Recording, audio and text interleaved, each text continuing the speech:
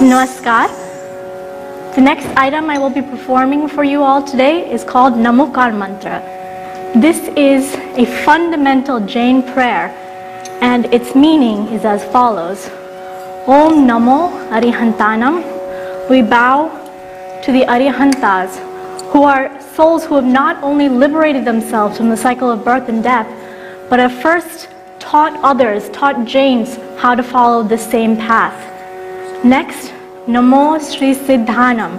We bow to the Siddhas, who are the perfect souls who, through the destruction of all their karmic bonds, have liberated themselves from the cycle of birth and death.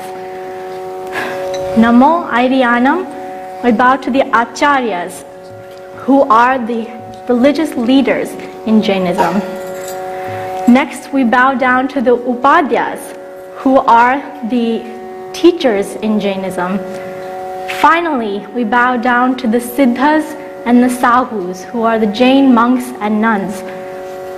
This fivefold salutation destroys all sins. Of all Jain mantras, this one is the first and foremost.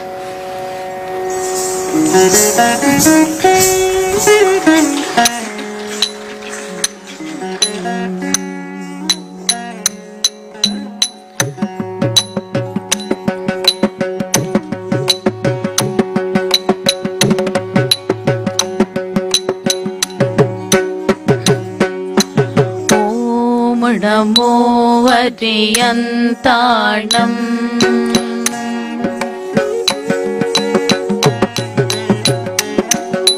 Om Namo Sri Siddhanam.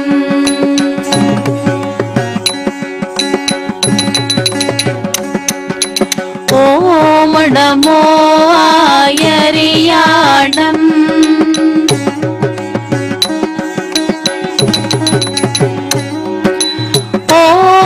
Namo Vajjayanam.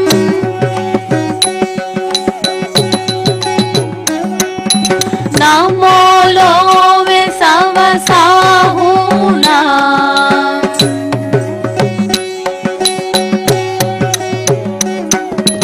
Namo Love Savasahunam.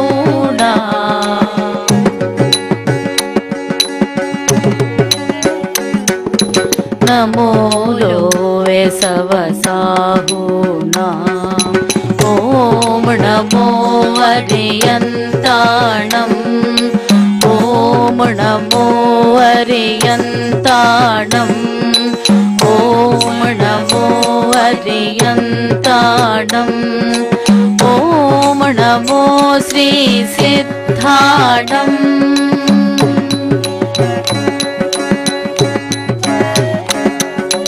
Om Namo Airyanam.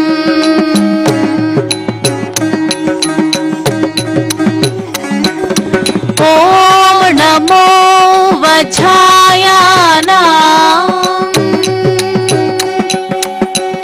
Tanata chanu tatana tanata tatata chanu. Tanata chanu tatana tanata chanu. Tatata chanu. Om Namo Vajjayanam. Namo Love Savasahunam.